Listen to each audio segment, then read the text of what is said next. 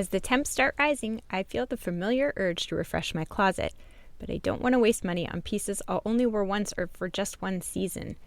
Thankfully, Quince changes that. Their clothes are timeless, lightweight, and far more elevated than anything else at this price. It finally feels like my wardrobe matches my standards. The best part is that Quince only works with factories that use safe, ethical, and responsible manufacturing practices and premium fabrics and finishes, so you get to look good while feeling good.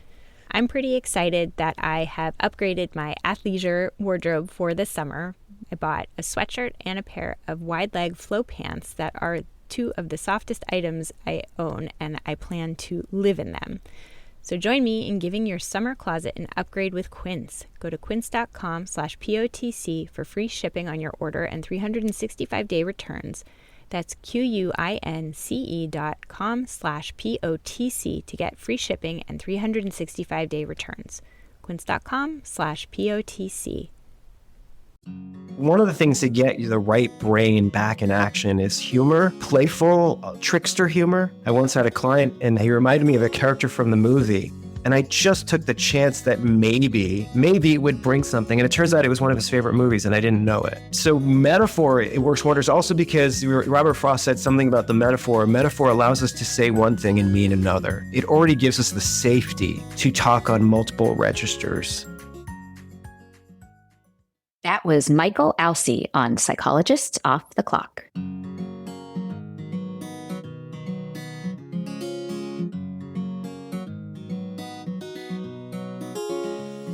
We are four experts in psychology here to bring you cutting-edge and science-based ideas to help you flourish in your relationships, work, and health. I'm Dr. Debbie Sorensen, a clinical psychologist practicing in Mile High, Denver, Colorado, and author of Act for Burnout, Act Daily Journal, and the Act Daily Card Deck. From America's Heartland, I'm Dr. Emily Edlin, a clinical psychologist based in Chicago, Illinois, and author of Autonomy Supportive Parenting. Calling in from Vienna, Austria, I'm Michael Harold, ACT coach, confidence trainer, and author of an upcoming book on being a better conversationalist and making friends. And from coastal New England, I'm Dr. Jill Stoddard, author of Be Mighty, The Big Book of ACT Metaphors, and Imposter No More.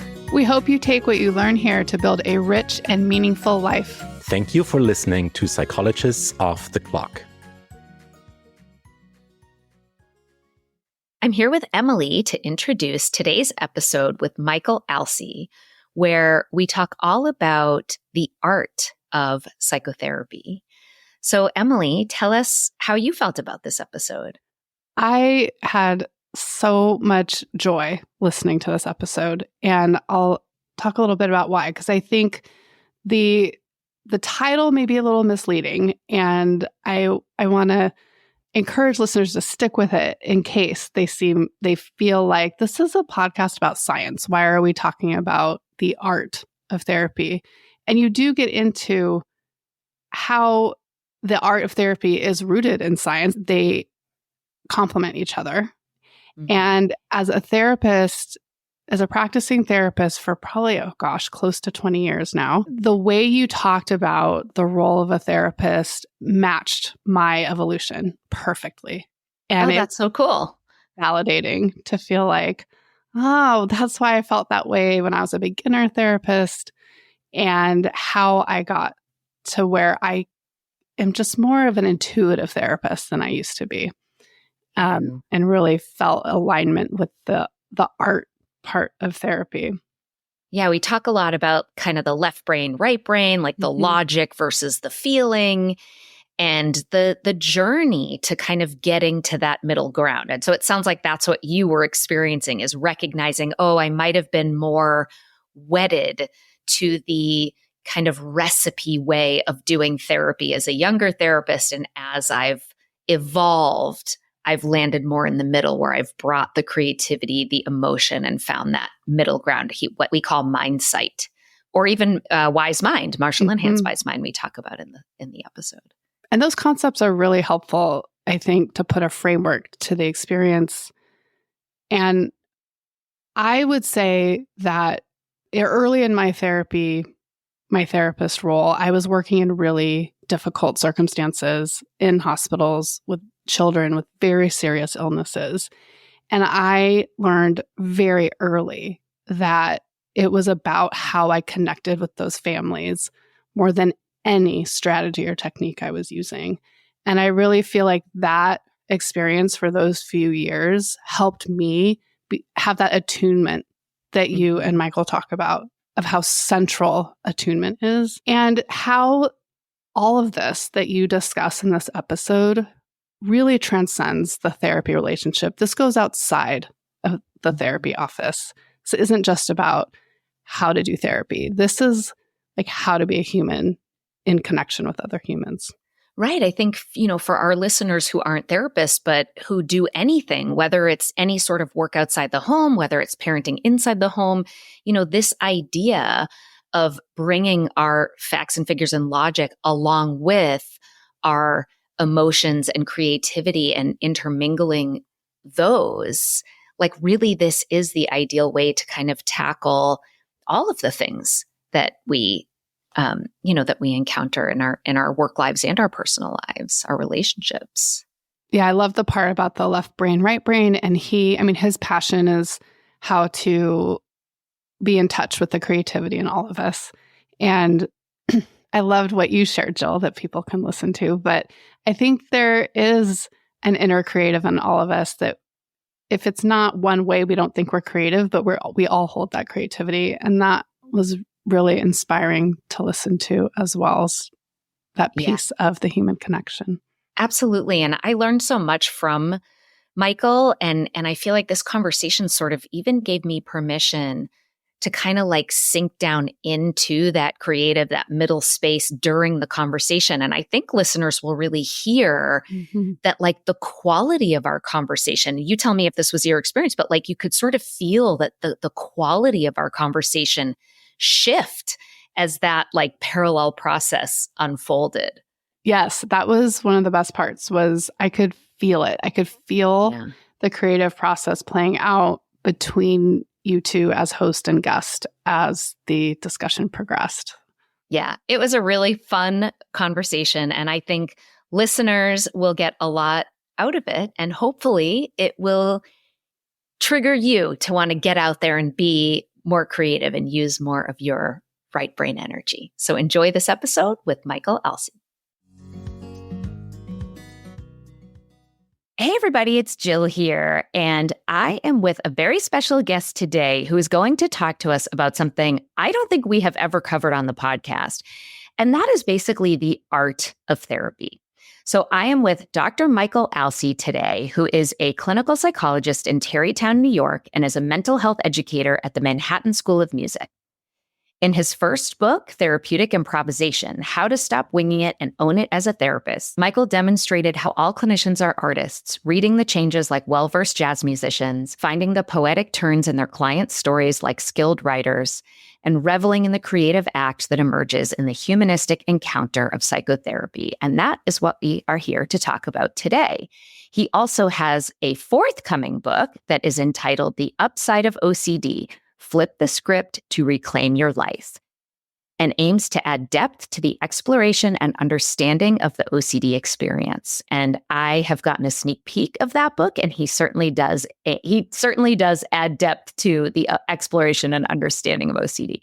Michael has also been a TEDx speaker and organizer and is a regular contributor at Psychology Today, along with contributions to NPR, the Chicago Tribune, and the New York Times, among others. You can also find him on the Psychology Podcast with Scott Barry Kaufman, who has also been a guest of ours once or twice, and on Shrink Wrap Radio. So, Michael, welcome to Psychologists Off the Clock. Oh, it's great to be here finally. Well, this is like a little bit of a peek behind the curtain, I feel like, because, we're really talking about the art of psychotherapy, and we certainly have many listeners, we think, who are therapists and practitioners, but many who are not. And so this is going to be an episode, I think, where listeners will get to learn a little bit about how therapists develop into the practitioners that they are, and anyone who's been to more than one therapist certainly knows that none of us are exactly the same, even if we have similar backgrounds or training, kind of like fingerprints. We have similarities, but no two are exactly like. So I'm excited for this. I think it will be unique for our listeners to get to listen to this. So I wanted to start though by learning a little bit more about you, because, of course, our own experiences and interests inform the paths we take. And you write all about this interplay of art and therapy, and that art may be visual or music or poetry. So what inspired you to make this connection between therapy and creativity and to want to write a book about exactly that? Like, are you a musician, poet? We know you're a writer, but tell us a little bit about that in your own life. Yeah, it's funny because working at Manhattan School of Music I work with classical musicians and jazz musicians and musical theater folks. And so thinking about being an artist is like front and center. And as I coach these students and do therapy with them, I realize, wait, we're doing the same things as therapists. We talk about conducting sessions. We are like conductors to the many different instruments in the orchestra that is the psyche. So that really made it kind of highlight to me. And so much of what we do in therapy, even though it's scientifically based, we're also improvising with how to bring that science in a way that really connects with the person sitting across from us. But you're right. I've always been somebody who loved the humanities and the arts. I've played piano since I was a little kid, and, classical and jazz, but also my mother, who was a social worker, really was a literary buff as well, really talked about even psychology and psychotherapy in a story way. We talked about characters when I was growing up, whether it was Atticus Finch from To Kill a Mockingbird or, Othello or any of the greats. We talked about those characters as if they were our friends. And we talked about ourselves as if we were characters. And so my mom was my first kind of psychological teacher. And in a lot of ways, she tuned my ear to listening to the music and poetry of what happens in conversation, which I think therapy is really just a very good conversation, a conversation in which hopefully you feel even more enlarged, even more energized. And together, I think you create something that is a piece of art. I love that. That's beautiful. And I love how the very first answer to the question was already in metaphor format. And that is one of the kind of forms of art that we'll talk about a little bit later. So it's very apt that we started right there, that therapy is like, being a therapist is like being a conductor, conducting an orchestra. But I want you to tell another story. And it's funny, you're talking about this as like storytelling too, is you tell a story at the beginning of this book that I just loved, where you basically assumed that the very well-known venerable Irving Yalom would of course also see therapy as an art form. And so this was at the Psychotherapy Networker Conference. That's a very big conference for therapists, which, by the way, little plug, I will be speaking there March 20th to the 23rd, 2025. Lots of really cool people show up at this conference, and the Irving Yalom himself. Will you share that story with our listeners? Yeah, this was an unexpected story. So when Yalom was getting a Lifetime Achievement Award at the Networker Conference, they always ask for questions, and I'm all the way in like the nosebleed section in the back of the room. And I raise my hand and I'm looking at my phone, trying to remember some notes of what I might put together. And I was like, I said, Dr. Yalom, I think you've taught us something, all of us, something very meaningful. I said, I think you've taught us how to read the changes of the psyche like jazz musicians. I think you've taught us how to be poets and to, like Rilke said, love the questions themselves. I think you really showed us how to be artists. And he said, artist? I mean, I'm not a novelist, really. I mean, I'm not really a painter or anything like that. And he's already like swatted away like a fly. And I was completely dumbfounded and crestfallen. And if it wasn't for Sue Johnson, who kind of pushed back at him and said, kind of almost like metaphorically, like she kind of said, like, Irv, the kid has a point. And he not only kind of took it in, but I wrote him subsequent to this little episode and said, that was me, by the way, back there. And I still stand behind it. You're an artist and you've shown us how to be artists. And I sent him a copy of the book and he said, I hear you. And I'll remember this for a long time. And it really meant the world to me. And that is the best ending to the story. Like, what an incredible moment for you. I mean, to go from this crestfallen, like, I can just imagine how anxious you were, feeling like you blew it with this titan, this person who I'm sure you are in awe of, and then to have it come back around where you taught Yalom something. Right? Not I mean, it was like, teaching you, right? it would be like your great Hollywood director saying, "Nah, kid, I just make pictures." And you're like, "What are you talking about? You make cinema." Yeah. And he's like, you're right. You're right. And I'm going to remember that for a long time. Which actually, if you think about it, that was also the sort of trigger point for why I should write the book. When I saw this, I thought, wait, if even Irv Yalom himself doesn't see himself as an artist, how do the rest of us feel? Like, what hope is there for the rest of us? And I was like, if this kind of aspect of our field needs to be given a little bit more volume, then yeah, I'll put myself on it. I'll get out on a limb. I love it. What a cool, inciting incident to this whole story. Yeah. As we're talking about writing and literature. So you alluded to this a little bit when you talked about being a therapist at the Manhattan School of Music. But tell us, how do you specifically see therapy as an art or as a creative endeavor? Yeah, I think when it's at its best, therapy is a sharing and a collaboration of an artful process together. And like a good conductor, like we were talking about before, you bring a certain kind of therapeutic authority, right, in knowing which kinds of interventions or what way you might frame an intervention or how you might tune into feelings or thoughts, all of that good stuff. But then, as we all know, as great therapists, there's nothing without presence and really tuning in and listening and also being able to not know, to be a beginner. So therapeutic authority is sort of the expert's mind, expert's heart part of us. And therapeutic presence is more of the beginner's mind and open heart. And when we merge those together, we develop our own unique therapeutic voice. Just like every writer, painter, or filmmaker has a unique voice. You always know it's a Martin Scorsese film, or that it's Beethoven. You could tell that it's a Georgia O'Keeffe. These are part of the therapeutic voice, but that therapeutic voice, which is artistic, actually creates more room and space for the artistic voice of the client to come out.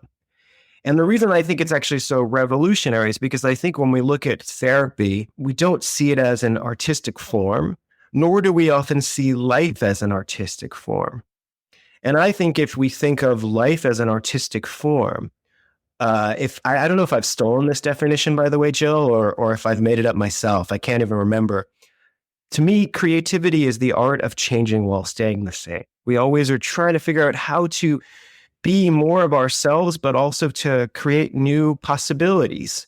And I think when therapy is going well, and no matter what theoretical orientation, by the way, whether you're talking about someone who's cognitive behavioral or dialectical behavioral or dynamic or humanistic, it doesn't matter.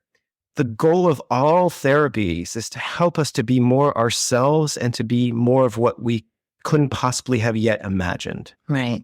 Really want to be in the life that we want to live. Yeah. Yeah. So there's a whole level of artistry, right, that I think is so important to our work. And by the way, there's another part of it that's not in tension. It's not in tension with the science because the science and the art are always kind of communicating. So interestingly enough, the way I frame the book, I never thought it would end up in Norton's interpersonal neurobiology series. But the reason I think it does is because I talk about a lot more of the research we've done on elevating the importance of the right brain kind of emotional, metaphorical, implicit sides of self and how they communicate and share and collaborate with the left brain, logical, linear, language-oriented left brain. Yeah, well, let's talk about that. You're anticipating all of the questions that I have planned for you. So you're a supervisor, right? You Yes. supervise clinicians in training. So they're really new. They're just starting to find their legs, find their voice. And I do a lot of teaching and training workshops, webinars, keynotes, stuff like that. And I would say the most common question that I get from trainees, supervisees, people who are learning, mostly what I teach is ACT. And so people who are learning ACT for the first time is they'll say but can you just tell me exactly what to say and what to do in the first session? And when I was a brand new therapist, I started out doing therapy in the context of research studies. So, this is manualized therapy. And this, because it's research, it has to be standardized. So there was a recipe, right? Like you do this in session 1 and you do not deviate. And you do this in session 2 and you do not deviate. And while I think that that's a nice foundation to have, so you know how an empirically supported treatment is meant to be delivered, it is not the right thing for every client that sits across from you. And I think as you develop as a therapist, just like you said, you find your way of delivering it, and you find the way to improvise, creatively improvise to sort of like massage the specifics so they fit better with the person sitting across from you. Has that been your experience too? Like that when you work with supervisees, they're just, they want to do well and they want to get it right. I was the same way. And I mean, I think that's why it's also so important to lean into learning how to trust not only your clinical intuition, but also this dreamlike capacity that we all have. Creativity is always born of a dreamlike capacity, from metaphor, from image, from what we don't think we're supposed to think. And even scientists, like many scientific discoveries were discovered in dreams, right? The benzene ring was discovered in dreams. There was a lot of interesting kinds of psychological, mathematical solutions were found out in dreams. So there's something important about learning how to trust that. And just like any beginner therapist, I also was very, very worried about not following the path of what you're supposed to do. And yet I think, I was thinking as you were talking, I was thinking a lot about jazz musicians, because think about jazz musicians, they play the same old standards, right? So I was trying to think of one would be good psychologically, but how about the title, All the Things You Are is a classic jazz standard, right? So imagine if our song with our client is All the Things That You Are, has a lot of interesting chord changes, but if you're doing it right, you don't necessarily play it exactly the same way, and you lean into different aspects of it. Maybe you even play at a different tempo or different style. One of the things that's beautiful about acceptance in a Zen-like way is being where the moment is alive. And being where the moment is alive allows us to not feel intimidated by what it should be. Right. And that's a very kind of Zen-like, non-Western concept that every artist must integrate. And I'm one of the things that brought me into this dialogue is to say to therapists, hey, we should be thinking of and feeling more in this way with everything that we're doing. Yeah, and the ability to be flexible, to think on your feet, and that can be really intimidating. Okay, we skimmed over this idea of left brain, right brain, as well as therapeutic presence, et cetera. So let's go back and dig into these a little bit more deeply. So repeat for me, for listeners, in case people need a little primer or, don't know or don't remember, talk through a little bit the differences between left brain and right brain thinking, and then talk about why this distinction is important to therapy and therapists developing their craft. Yeah, it's funny. I think if you look at the history of psychotherapy, you see a back and forth between sort of left brain and right brain tendencies. So left brain obviously tends to be more dominant for something that's logical, that's linear, right? And that's language-based, right? The strength of the left is that it brings it into language. But that left brain side is fed by the right brain, which is more dominant in feeling, more dominant in dreamlike process, metaphor, image, also just a certain kind of feel. So even when there's been studies that show that babies are cradled on one side, even by people who are, let's say, righties or lefty, they're always cradled on the particular side that brings out more of the right brain connection. Huh, fascinating. Because that side is wiser with tuning in beyond words. This is the Rogerian humanistic side that's present. It's an unconditional side. It's also a side that is open to possibility and is actually intrigued by novelty and uncertainty. Whereas the left brain has a distaste for uncertainty. The left brain will actually make up something even if it doesn't know the answer, because it really likes things ordered.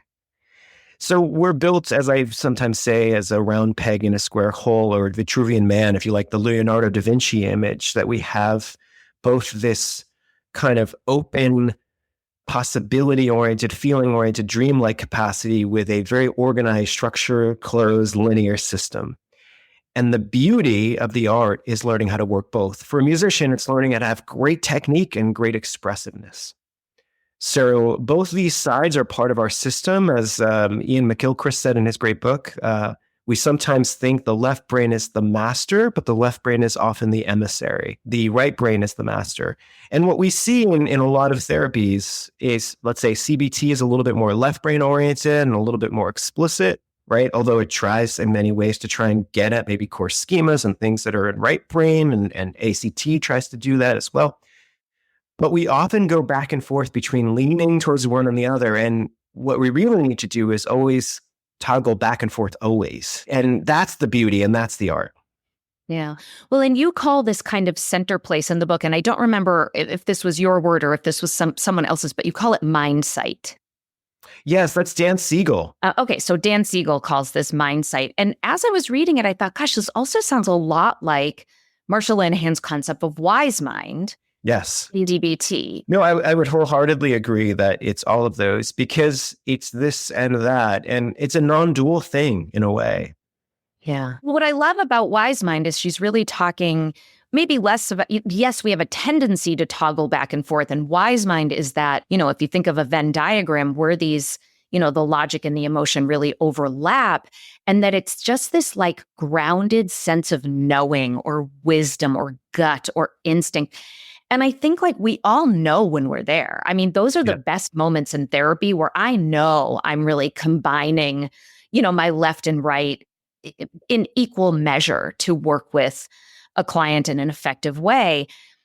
But it can be hard to get there. If you're too on the right or too on the left, it can be hard to pull that in. And you have some strategies that when we're being overly logical, which I think is common for earlier therapists, like we were talking about a minute ago, you have these strategies that you call right brain hacks to try to introduce more of this emotional, feeling, creative side. So will you share some of those, and maybe you could give an example? For me, metaphor is always the most available. We're also talking about embracing a child's mind, which is the beginner mind, which is also the free-flowing mind, versus the adult mind that needs to be too discerning. We're not so discerning when we start out because we're open to getting to know everything. So we want to kind of conjure that. And so one of the things to get the right brain back in action is humor, playful, trickster humor, right? So I think in one of the chapters I talked about,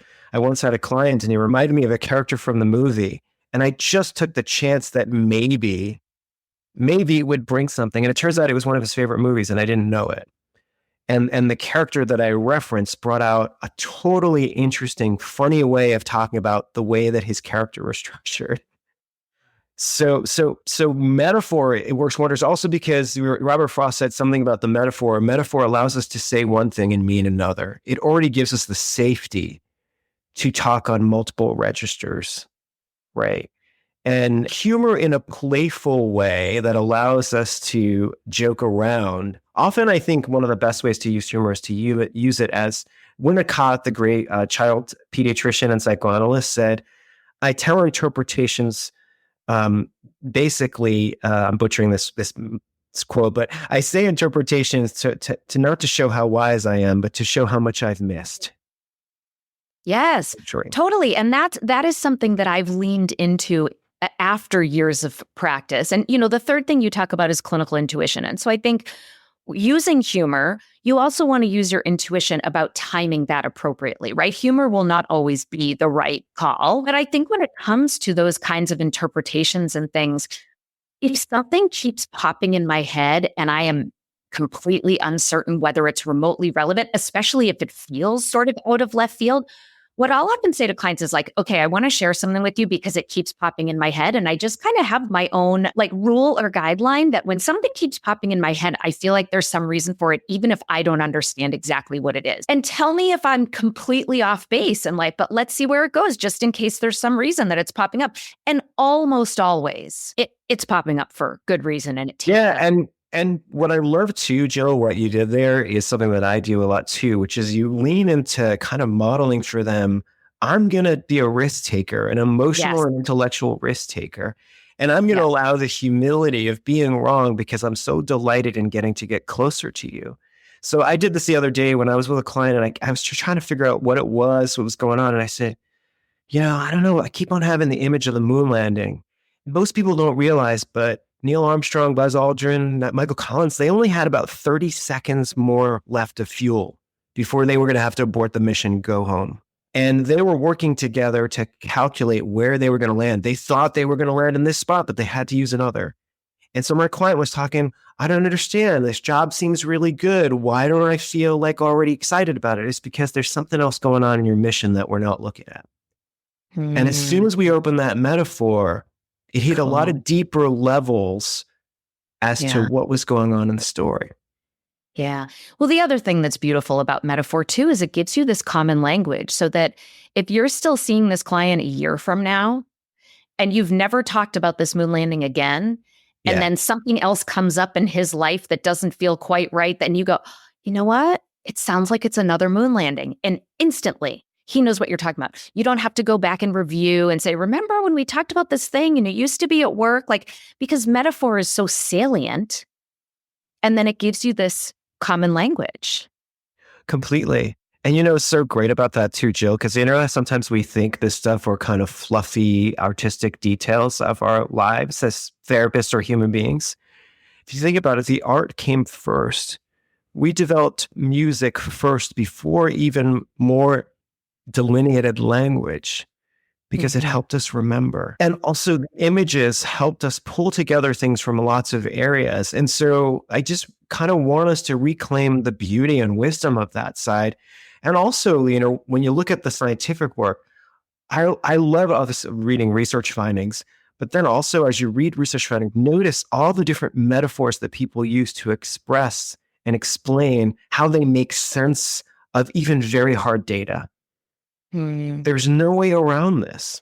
Yeah. And also a good scientist is always thinking about everything as a provisional structure to learn new angles of the material. Do you have anything that could help our listeners, even especially those who are therapists, to encourage them to be more willing to go there? So I wrote a book called The Big Book of ACT Metaphors. It's metaphors and experiential exercises to be used in acceptance and commitment therapy. And in some of them I created, but most of them were donated from our community. So it's all these incredibly creative people who have just made up these metaphors and stories, and all the exercises are an active form of metaphor. And I just think that that's the coolest thing. And when I try to encourage people to create their own, to kind of get away from the recipe book, it's fine to use that book. Of course, I want people to buy my book and use the stuff that's in there. Right. But really, I think when metaphor becomes the most potent is when you're really tailoring it to the person who's sitting in front of you and the experience that person is happening. And that can be kind of intimidating. I hear people say my brain just doesn't work that way, or I don't think that way. They think before session, they have to sit down and really take an hour to come up with just the perfect thing. And I don't have a way to sort of say just do it. Just take a risk. Yeah. Have you found that there's anything that, I don't know, sort of softens people up a little bit to be more willing to take those kind of risks? Yeah, I think at least one thing is to recognize is that we're associative creatures, right? And I actually think it's one of the reasons that even though both of us probably are working at a place where we feel really great about what it's like to be a clinician, we're not starting out. Yeah. But at the same time, I find myself talking about more things that have happened just recently or just in the moment, meaning some song I heard or movie I watched in connection with what I'm hearing, right? I think it's okay not to be as afraid to bring some of those things in. So that's why I do think it's really important to not think of these things as peripheral. Music, art, movies, television shows, little conversation, little personal moments, little snippets of self-disclosure that illustrates something.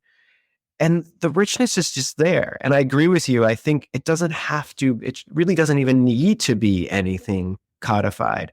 See, great artists steal, and that was stolen by everybody who was an artist. Like Picasso said that, and then Stravinsky said that. Like all the so I think being like just down with the fact that we all steal and it's great.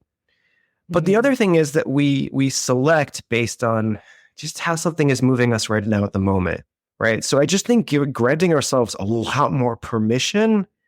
And the other thing too is like what you said too, and I do this too, is like, I don't know if this is the right metaphor. You'll find that somebody else will then take another metaphor or move on. And, Robert Frost also said, the metaphor only goes a certain way and then it tires out and it moves to another metaphor. And as long as you're showcasing that we can kind of find something new together, let's keep on tinkering.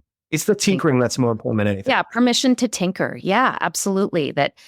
And the other thing it's making me think of in this moment is, for anyone who is any kind of artist, you are putting yourself out there in a way that is incredibly vulnerable.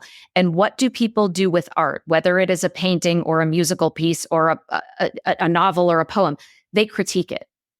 Yeah. And how they feel about it is completely subjective. And if you want to be someone who puts art in the world, you have to be willing to feel that vulnerability. You have to be willing to tolerate what comes with critique. It's just part of the deal. And I don't think what we would say to artists is like, oh, don't worry about it. You shouldn't care about that. Like, of course you care about it because you care about your art and you want to do it well and you want people to receive it in a certain way. And I think as therapists, it's the same. We want so badly to do a good job, and we're doing this to help other people. And so in all of these cases, the stakes feel very high. And so we feel scared, insecure, intimidated.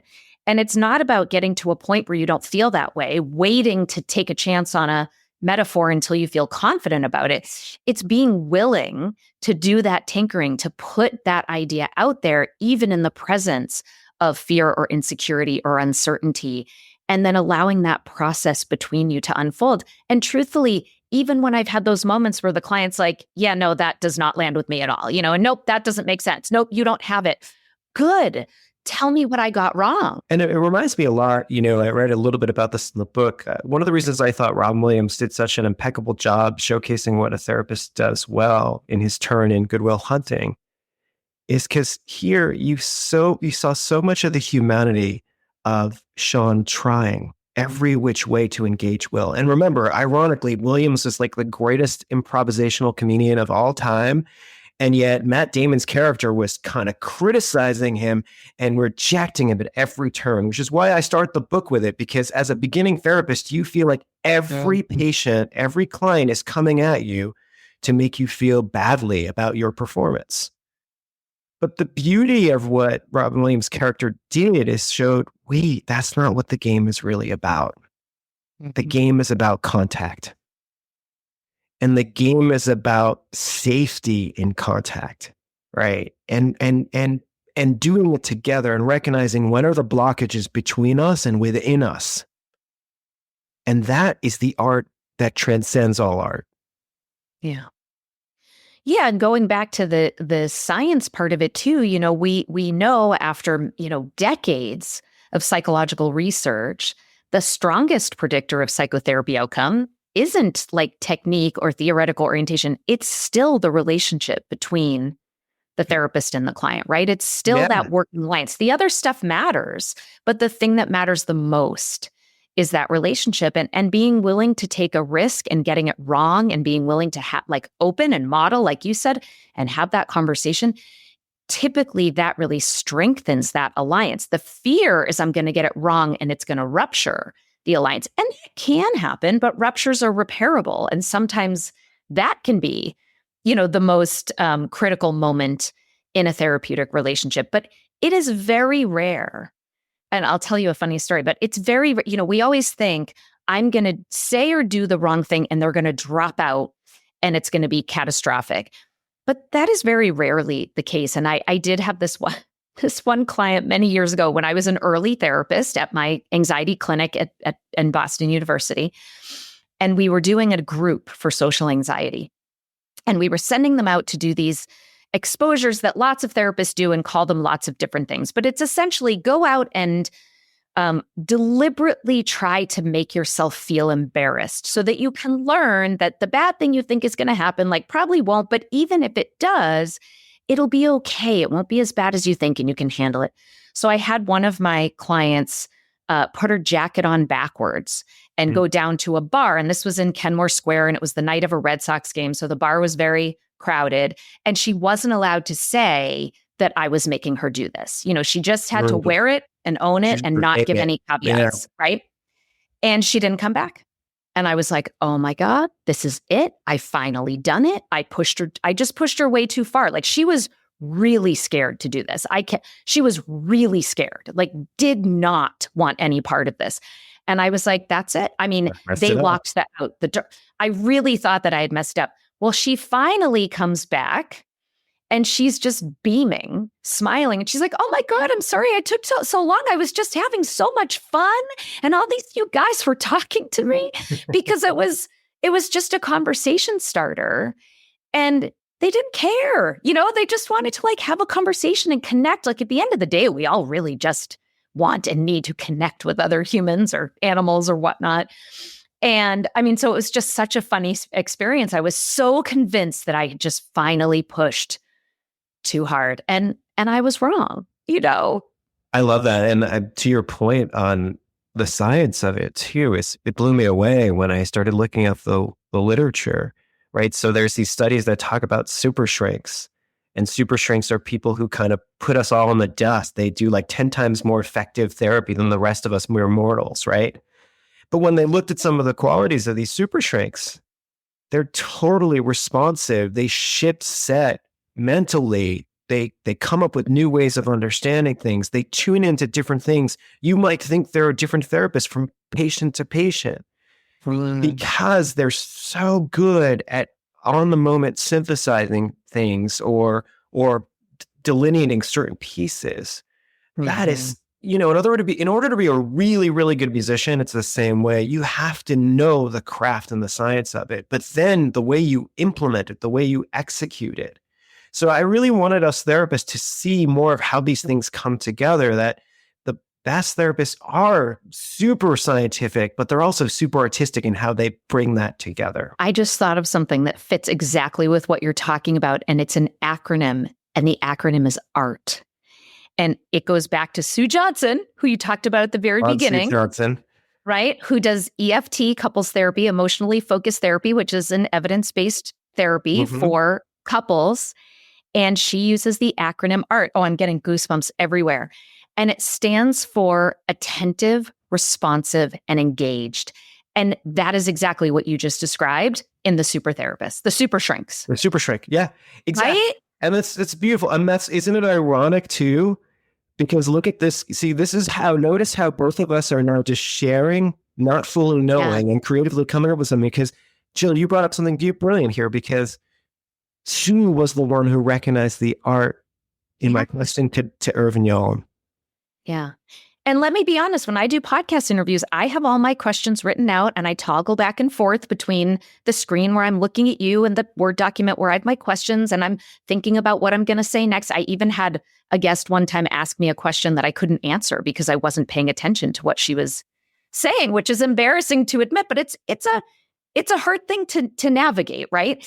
And in these last however many moments that we've been talking, I have not been doing that. I've just been present and hopefully attentive and responsive and engaged and just having this conversation with you, and look at like the cool stuff that's come up that was none of this is on my list of questions. This is really a parallel process for what you're talking about, what we want to be doing when we're in our sessions. Yeah, and it's so wonderful too, because it creates this interesting space of that we didn't realize it was there. And then notice how excited we both get when we discover it together. Like, that's what I think makes therapy so grand. That psychic income that we both get doing that. And that to me is why it's also an art. But it's not an art in any stuffy way. It's an art, and there's something really beautiful and brilliant and amazing about it. Yeah, and you don't have to think of yourself as a creative person. Oh, right, I can imagine people go, oh, I'm just not a creative person. I'm not artistic. But we all can access the right brain completely showing up and paying attention and being attuned and responsive and engaged. And it's great too. One of the reasons that I thought of this stuff is because I was working with artists, and these artists thought, I'm just an artist over here. I'm an artist as a violinist. I'm an artist as a trumpeter. I'm not an artist emotionally. And I was like, that's crazy, actually. Mm-hmm. The fact that we divide these things, that even these artists that are really, are artists, they sometimes forget that they're artists psychologically. And all of us psychologically are creative like this. Well, I often think, and this may be a silly example, but I often think about, do you have kids? I have a 6-year-old son. Yeah. Okay. You have a 6-year-old. So anyone who has kids knows that when their babies are, I don't know, 6, 7, 8 months young, Mm-hmm. if you put on music, they will bop. Completely. Right? They will automatically move their bodies to the beat in a way that they're not worried about what anybody thinks of them. Mm-hmm. And they sure as heck never got taught that by anyone. Yep. Right. And so I do, like, the older I've gotten, the more I've thought, I always had this urge to write. When I was in college, I took a creative writing class, and I loved it. And I remember the name of the essay I wrote, Chicken Again. And I remember I got an A- on it. And I remember that my teacher, I was using capital S's for feminine pronouns. And she said, this is too gimmicky. Don't do that. I do not remember one single other assignment, grade, or piece of feedback that I received in my entire 4 years of college. But I remember that. And I think it's because I really wanted to do more of that. But I told myself, I'm not a writer. I'm not creative. That's not what I do. And I let it go. And as I've gotten older and had more of this recognition of the natural artists or creatives, is maybe a better word, that exist in all of us, I think that are inborn, innate in us, that if we don't let that self-talk kind of block our willingness to see, what arises and to move in those directions, we would bring back a lot of that creativity. And you see it get squashed in children as they get older. They have it when they're young. And then I don't know if it's our Western school system or what, but something culturally makes people often bury that unless they're very naturally talented at something that you can't ignore, What are your thoughts about that? Oh, yeah. I think it's so true. And I love the story of you remembering. See, the creative center is connected to the child center, which is the beginning. I think one of the great misfortunes of civilization is that we become so smart that we forget ourselves, right? Mm-hmm. We forget that feeling and language and metaphor and dreaming start first for a reason. We learn so much through those capacities. Now, we prune them to learn other things, but we should always come back to reclaim them, right? And much of literature, much of poetry comes from, innocence and experience, and then kind of, you sort of have to get re-enchanted in a way. Yeah. And my mission, as you could sort of see, even from going back to your stuff, is talking like about Yalom. I'm not really an artist, right? I wasn't really a writer, but I can't stop. That's the time that I feel most alive. And my mission is to help us therapists see this more. This is not only a part of what we do, this is a part of what we all do as human beings. And if we want to be talking about really helping people in their fullness, this is part of it. And it's reflected in our science. It's reflected in our conversations and our sessions. It's reflected in the art, all of it. But I love the way I think, nowadays we're bringing in more of the right brain stuff. And I think the time is ripe for it. And I just think it's a wonderful thing. I think our field can bring so much to the table with this. Well, I mean, I would guess that when we look at emotional intelligence, that emotional intelligence is probably the same as like mind, sight, wise mind, or related, right? Where you're kind of equally attending to the facts and the feelings. And, when we look at research about success, however you want to define success, but, they'll say that it requires IQ to get to a certain level. But the people who don't just get to the level, but stay at the level and remain at that level really are the people with the EQ. And I do think we're starting to recognize culturally that, the things we call soft skills the relationship skills, the emotion skills. They're even teaching emotional intelligence or social and emotional development in schools these days. So I agree with you. I think we're tuning in to some of these other things that really do matter for us to feel satisfied and energized at work or home or in whatever we're doing, and to persevere and to want to continue. I know being creative in therapy is what keeps me from burning out. It's the greatest insurance policy for burnout. And you said like fatigue. And I think also that's the other thing, it's free. It's always here. It's always available, right? And actually, to your point about this change in our culture, I was reading a wonderful book by Matthew Said called Rebel Ideas. And he talks about how as a species, we developed so much more because we share our knowledge. We share all this goodness. Mm-hmm. And then we kind of collectively have this intelligence and this heart that opens up wider. And I just think that's so much more an exciting part of the conversation now. And I think as psychologists, I think as therapists, we can get out in front with that. It's a beautiful thing. Yeah, we could all benefit from opening our hearts a little bit wider. And I think when people get scared about that, it's because they imagine running so far out of their comfort zone. It's just overwhelming. But really, you just gotta dip a toe out, it's okay to do it in small ways and baby steps. I used to watch some of my favorite ACT trainers get up on stage and speak and teach. And almost always they would cry, they would make their audiences cry. It was like they can get away with that, but I couldn't do that up on stage. If I did that when I was teaching, everyone would obviously think that I'm a complete train wreck, and they would think I'm incompetent and have no business teaching them. So I'm just going to keep sticking to my left brain facts and figures, right? I'm just going to teach you how to do it. And I mean, dozens and dozens of talks or whatever I gave this way. And then I finally decided in one of them that I was going to share a story that I had never spoken about publicly, a really hard, painful story. And I cried. And it was really challenging to have that emotional experience as one human with 100 eyes on me, or however many people were in there. And I'm sure you know where this is going. I had always gotten very good feedback from, my teaching and whatnot, but this was by far, hands down, the most positive feedback I had ever gotten. And not just in the realm of, you did a good job, I learned a lot, which I got previously, but it was like, I feel seen and understood, and thank you for being vulnerable and authentic. And if someone who's successful like you still has these experiences, then maybe that means it's okay for me, to try this and try that. And you remind me of Brene Brown. And I was like, well, that's the nicest compliment I've ever gotten. And it really opened something up for me. And what it required was being willing to take the risk that they might all think that I'm a train wreck and incompetent and I'll never get hired to do another one of these in my life. I had to be willing to take that risk. And then, of course, the feedback was not that. And that made me willing to continue to take those risks more and more. And I think it's really helped me grow as a teacher and trainer and speaker. And I think what's the most important piece there is that it's the connection. Audiences feel more connected to me. They feel more connected to each other. And we connect when we let ourselves be vulnerable. And I think that's what therapists can be willing to do that in the room. They're going to see so much more bang for the buck. Yeah, and I'll piggyback on what you said. Rollo May wrote this beautiful book called The Courage to Create. And he said the reason why courage is the central virtue in all creativity is because the word courage comes from cœur, which means heart.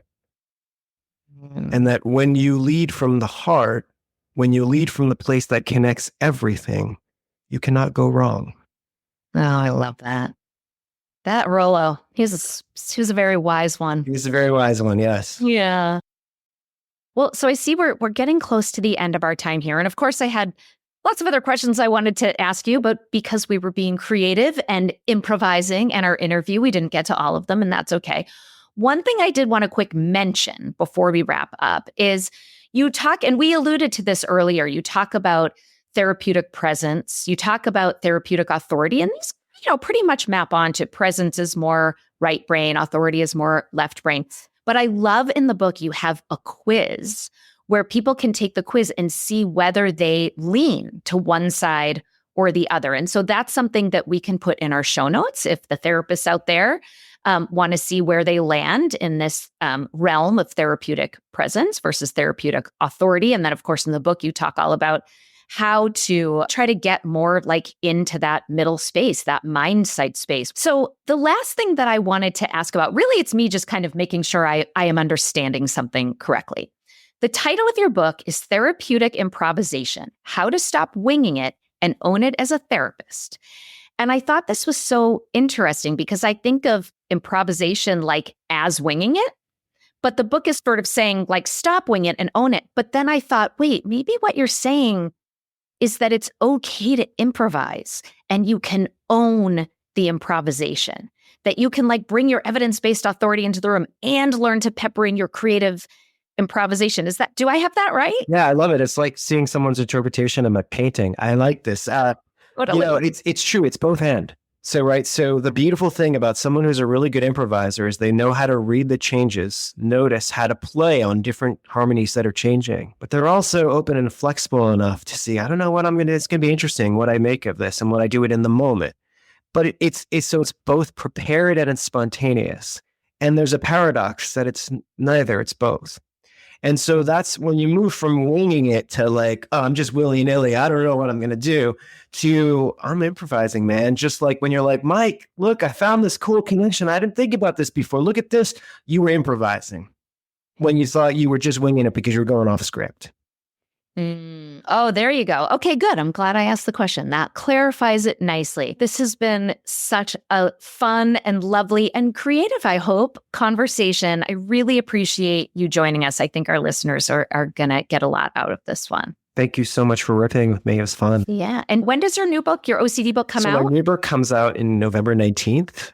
Okay, yeah. November. So we've got a couple months before that. So if people want to keep up with you and your OCD book, where can they find you?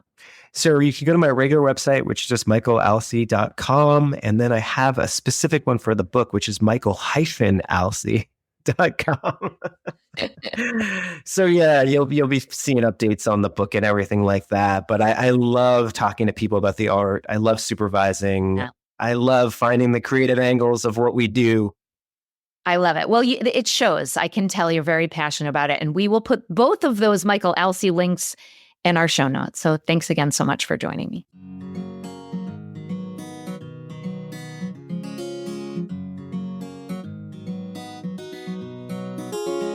Thank you for listening to Psychologists Off the Clock. If you enjoy our podcast, you can help us out by leaving a review or contributing on Patreon. You can get more psychology tips by subscribing to our newsletter and connecting with us on social media. We'd like to thank our podcast production manager, Jadine Stout-Williams. This podcast is for informational and entertainment purposes only and is not meant to be a substitute for mental health treatment. If you're looking for mental health treatment, please visit the resources page of our website, offtheclockpsych.com.